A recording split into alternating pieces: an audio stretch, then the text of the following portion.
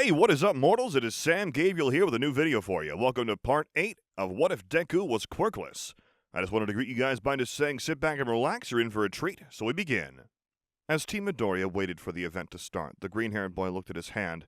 His thought process was cut short when the event started. As everyone else was running toward Team Midoriya, the green-haired boy grinned and activated a jetpack given to him by Mei. Everyone floated in the air for a while in hopes that it would buy them time. Meanwhile, Team Todoroki decided to snatch the headbands of the other competitors while they were distracted, trying to get the 10 million headband. Team Bakugo, on the other hand, was far more aggressive as the Atomic Blonde used his explosion to blind everyone and rip the headbands off them like a necklace. He then had one of his headbands taken by a smug blonde boy on his team. The blonde boy gave a smug grin. The blonde boy commented, My, with such barbaric tactics, it's easy to get caught off guard. I must say, I expected more of a challenge from you. Ciao. That smug comment made Katsuki give off a red aura. His eyes were now filled with murderous intentions. He instructed his team to target that boy for now. His teammates didn't find his sudden mood switch surprising and did what he said. As Team Bakugo began to approach a team that consisted of students from Class 1B, he tried to use his explosion to blind the boy. But the smug blonde predicted his movement and ducked.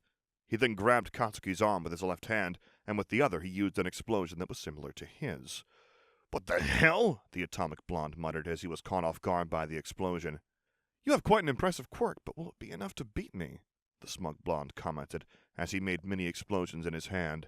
Meanwhile, as Team Midoriya descended from the air, Team Todoroki were in pursuit of the freckled boy's team. Meanwhile, Team Bakugo devised a plan to get their headband back. The Atomic Blonde ordered the tape dispenser to give a lifeline of tape. He then propelled himself in the air towards the Class 1B team. One of the students formed a thick barrier around Monoma, but the Atomic Blonde broke it without breaking a sweat. He grabbed his headband back and said in a menacing tone, If you ever come between me and my victory, I'll blow your head off. He yanked back to his team, and they continued their pursuit to get Deku and his 10 million. With 1 minute remaining, Team Todoroki had cornered Team Monoma. However, Izuku had been able to keep Shoto at bay by exploiting Shoto's refusal to use his left side. Tenya took control of the desperate situation for his team and debuted his special move, the Recipro Burst. In a flash, Tenya ran past Team Midoriya's defenses, and Shoto took Izuku's headband. The recoil from Tenya's super speed stalled his engines, leaving Team Todoroki immobile. Fumikage suggested the team try to take other headbands, but Izuku refused because there wasn't enough time left. Ochako encouraged her team to get their points back and rushed at Team Todoroki. Inspired by his teammates' cooperation, Izuku made a bow and arrow and aimed it at Shoto, forcing the latter to ignite his flames as a defense. Izuku used his quirk to propel his team through the field like a rocket and take out Shoto's defense. He made a ball of light from his hand and used it to blind Team Todoroki. He used the opening and took one of the headbands off Shoto's neck, believing it to be the 10 million point one. However, Mei confirmed the headband was only worth 70 points. Team Midoriya made one final push and Team Bakugo arrived. They all prepared to clash when suddenly time ran out, and the game ended. I'm sorry, guys, I failed you, he said in a sad tone. One of his teammates with a bird head showed him a headband that was worth 615. He told the green-haired boy how he had managed to get it at the last minute. The green-haired boy let out tears of joy, and on instinct, he pulled in the boy with a dark quirk for a hug. Tokoyami was uncertain how to react to this sudden display of affection, but he gave the freckled boy an awkward pat on the back. At the cafeteria, Deku was thinking about his performance at the cavalry battle. He wondered if he did great, if All Might approved of his actions. Hey, Deku! A familiar voice called out to him. The greenette turned around to find the source, and just as he expected, it was his childhood friend/bully. In his head he thought, I must live in his head rent-free. The Atomic Blonde approached his rival in his usual angry way, and was about to say something, but was cut off by Midoriya. Let me guess, you're here to rub in your victory and that you'll be the winner of this festival? The green-haired boy said in a sarcastic tone. That response irritated the Atomic Blonde. Before he walked away, he said, If we end up fighting each other, I'm going to beat you. The green-haired boy responded in a sassy tone. We'll see about that.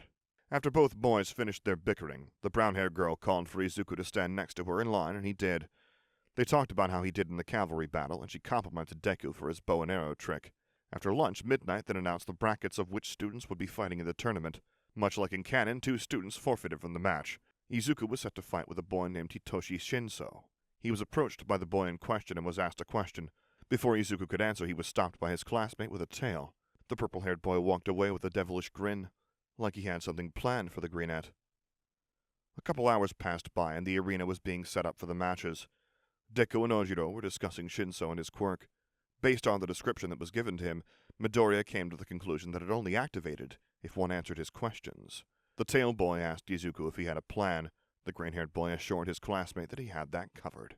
And here we are, folks, the battle of the tournament. From Class 1A, the boy with a flaming quirk, Izuku Midoriya, and a student who wants to transfer into the hero course, Shinso Hitoshi. Let the match begin, Present Mike announced. Both boys gave a look of determination that indicated neither planned on backing down. Deku wasn't sure of what his opponent's quirk was, but he made sure to do as Ojiro instructed. As the match began, Deku made 2 balls of fire and prepared to throw them at Shinso. So, that monkey boy called it quits, huh? How cowardly. Well, wouldn't expect anything less from a Class 1A student, he commented, which caused the green-haired boy to grit his teeth. Don't talk about him that way, the freckled boy shouted in anger. After uttering those words, he stopped in his tracks. His eyes looked like they were in a trance. He couldn't move or anything. This pleased the purple-haired boy. Everyone in the audience was confused to see the green-haired boy stop midway. In the viewing box, a deflated All Might noticed the green-haired boy's eyes. He didn't know what was going on, but hoped that Izuku would pull a fast one. Now be a good little hero and step out of bounds, he ordered. Izuku did as Shinso ordered, the same way a puppy would with its owner. Mentally, he tried to resist, but nothing happened. Was this the end?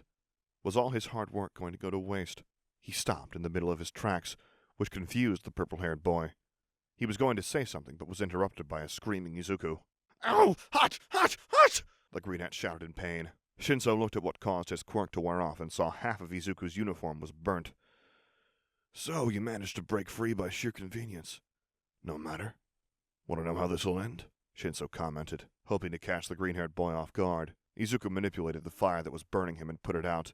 He then regained focus on the task at hand and charged at Shinso, tackling him like a football player. The purple-haired boy tried to resist being pushed out of bounds. He punched the green-haired boy in the face, causing him to stagger back a bit. You're so blessed with your flashy quirk and amazing tricks, while people like me never get a chance to show what they're worth, the purple-haired boy said in an angry tone. He then continued, You get everything handed to you. It's not fair. The green-haired boy wanted to protest what Shinso was saying, but he didn't want to drop his guard, not even for a bit. He grabbed Shinso, lifted him up, and threw him out of bounds. Midnight declared Izuku the winner. Izuku walked towards Shinso, offered him a hand, and said, I think that if you worked really hard on your quirk, you might earn a place in the hero course.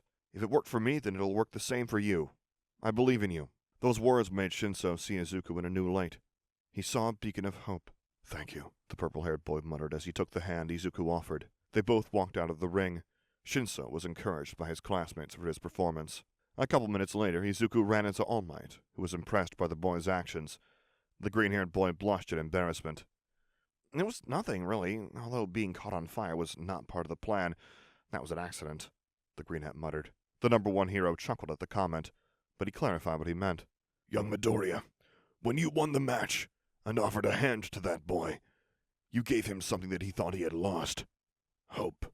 That comment made Izuku's eyes widen, because he didn't know that he had done something like that. His eyes then filled up with tears. The number 1 hero placed a hand on the boy's head and patted him. At the rate you're going, I think you'll make a great symbol of peace, the skeletal man said with a smile on his face. Meanwhile, in the corner of the hall, someone was eavesdropping on the conversation. That someone was none other than Todoroki. His eyes widened at the realization that the number 1 hero was a skeletal man, and that Midoriya was associated with him. During the conversation, Izuku sensed a presence nearby. The number 1 hero asked him if something was wrong, but the green-haired boy responded with, I get the feeling we're being watched. Todoroki ran back to the stands to cover his tracks. The green-haired boy looked at the corner of the hall and saw that nobody was there. Was it just his imagination? All Might then told the green-haired boy that it was probably nothing, and that he should go back to the stands. The next fight was about to start. The green-haired boy did as the skeletal man told him, but couldn't shake the feeling that someone had overheard their conversation. Thank you all for sticking around, and I hope that you enjoyed. Before you leave, we would just like to let you know that We the Celestials has many other channels for your entertainment and viewing purposes. All the information you'll need is right below here in the description, so feel free to check out all the other incredible projects our team creates. Secondly, on behalf of We the Celestials, I'd like to thank everyone involved in the production of today's awesome content. Their details will be in the description below. That's all for today's video, so goodbye and have a divine day.